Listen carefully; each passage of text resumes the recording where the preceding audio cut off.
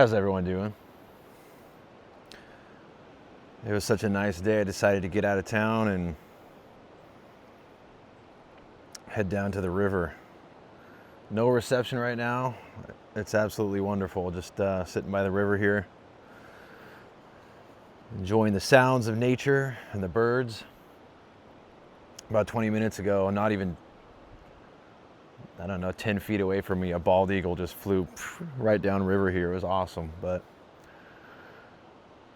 anyway, to the point. 4 reasons, maybe more than 4, why I'm leaving commercial real estate after a year of being in the industry. Number 1, and in no particular order, I did throw some points together this time, but in no particular order, is just the uncertainty of it.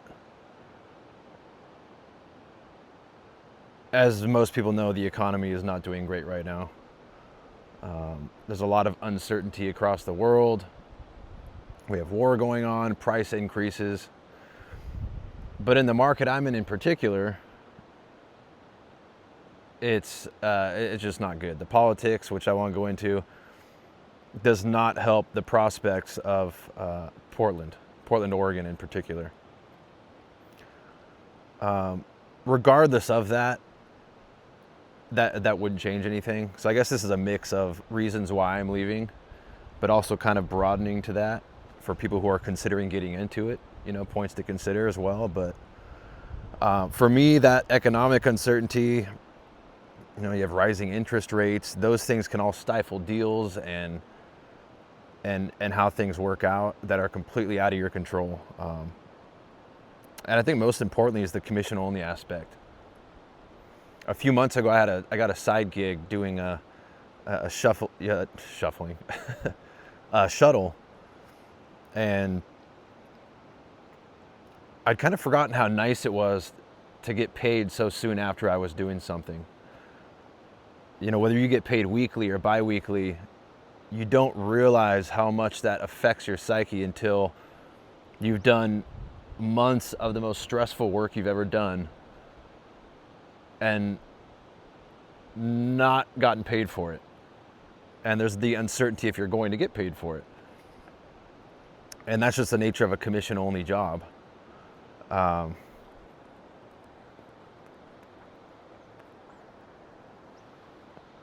But yeah, if you want to do something like that, have savings saved up. If you want to do a commission-only job, sales job, some kind of support, because it is stressful.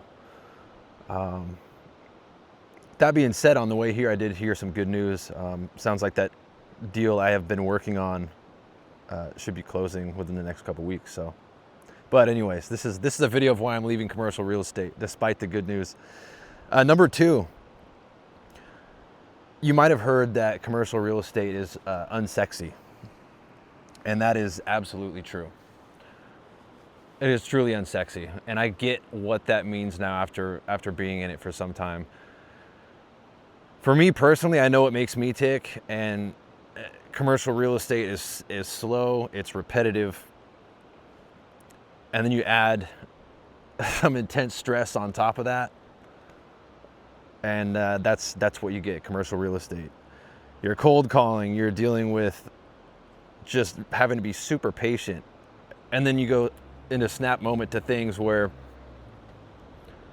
it requires your immediate attention. You're putting out fires. And I actually kind of like that part, but it's not like that all the time. So it's very slow and repetitive. Lots of administrative work. You're doing marketing. You're wearing a lot of hats, and it's not all fun at all. And you have to figure out what kind of work that's stressful, because you can enjoy stressful work. You can enjoy certain things that are going to have moments of boredom, but you have to determine what kind of work that is, what kind of stress you prefer. Some people like that. Me, I'm an active, restless person. I need quick feedback. I need deliverables that are within reach, that are in sight. And there's just so many variables in commercial real estate. And I know I'm going off on a tangent here, but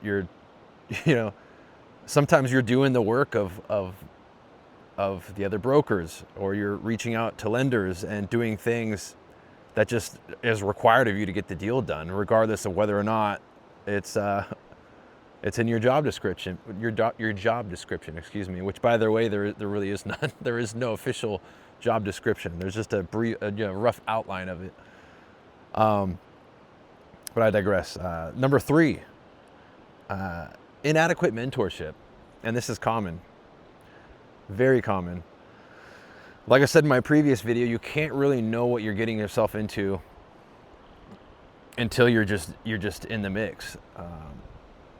I'm someone who likes to do a ton of research and get a lot of data, and I brought probably 25 questions to my principal broker and my mentor at the time, the managing director at that time, and to just do my due diligence to see if this was going to be the right fit for me, if this was a good plan. And yeah, no problem, we have a mentorship, this and that.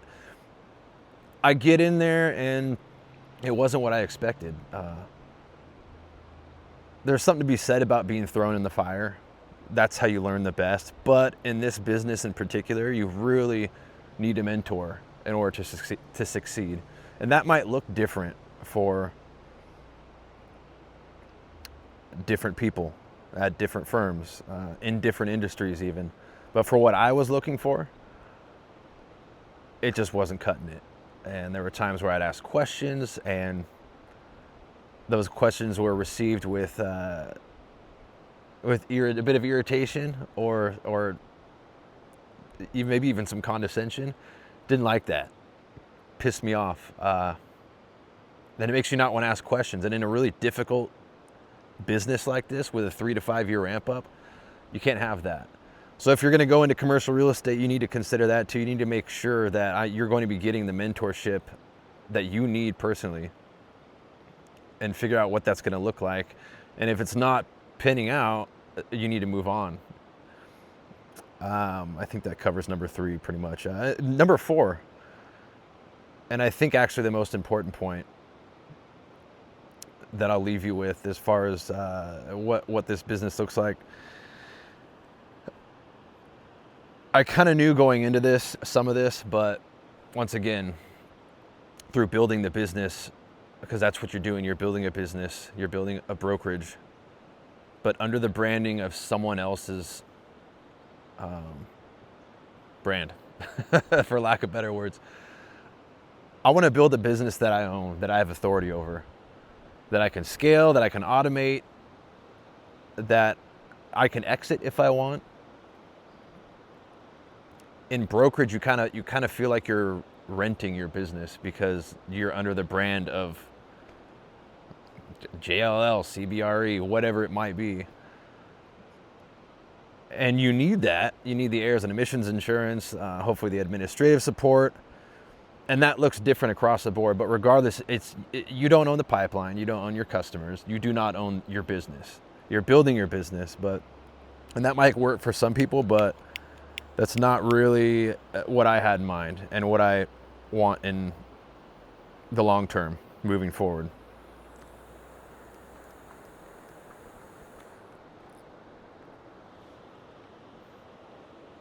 So that pretty much sums it up. I can get lost in the weeds with a ton of other stuff, but for me personally, brokerage is just, the juice ain't worth the squeeze. I miss working with my hands, and I'm a very active person. Like I said, I like the variety. I like the autonomy. There are some good things about it. You can set your own schedule.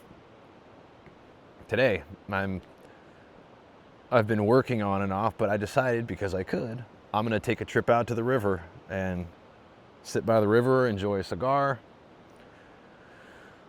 watch some bald eagles fly by, and not be stuck in an office or at my desk at my place, and just get out here to think. I'm burnt out. I'm burnt out of commercial real estate. And people ask me about, why don't you go into residential? I thought about hanging my license, doing that part-time while I'm doing something else, because you can do that part-time. But that's part of what makes residential challenging. It's very competitive in the sense that everyone knows a residential agent. So that's a grind too in its own ways, and I can't really speak to that in detail because I haven't done it, but this is not meant to discourage you from going into commercial real estate, but I wanted to make this video in part because I couldn't find any videos or many videos like this at all when I was doing my research and trying to get an idea of what it was really like. There was just a lot of videos just kind of romanticizing the industry while at the same time trying to do the opposite, which is kind of what I'm doing now. I'm being real about just how difficult it really is. And that explains why the turnover rate is so high in the commercial real estate industry. But I will say that if I was going to stick with it and you were in, the Portland area or Seattle, consider moving. Because if you want to be doing this long-term and developing these relationships, I think it's better to be somewhere that's booming, like the Sun Belt. I was considering moving down to the Phoenix area because it's just growing. Cities like Portland, they just like shooting themselves in the foot, and they don't understand industry and basic economics that creates a thriving economy. And there's just so much more to be said by that or about that, but I will leave it at that for now. And with that being said, this is the last video I'm going to make on commercial real estate because I'm over it. Look at this little bee hovering right here. Just floating. Anyway.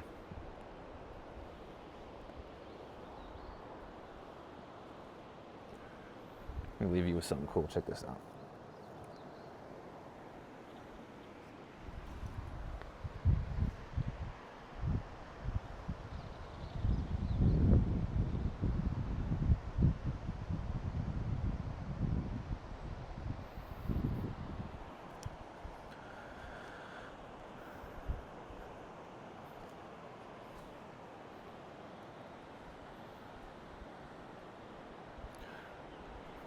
Look at these little butterflies over here. It's pretty cool.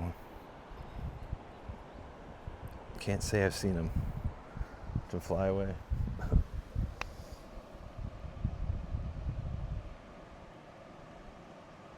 Oh, is that a monarch? I'm not sure what that is.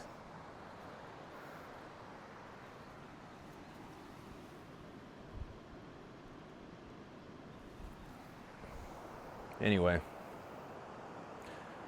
Questions, comments? Leave them below. And I hate this is so tacky, but I feel like all the YouTubers do it. I'm not a YouTuber. I don't want to be a YouTuber. But like and subscribe, share. Might be helpful to someone else out there. Yeah. And as always, until next time.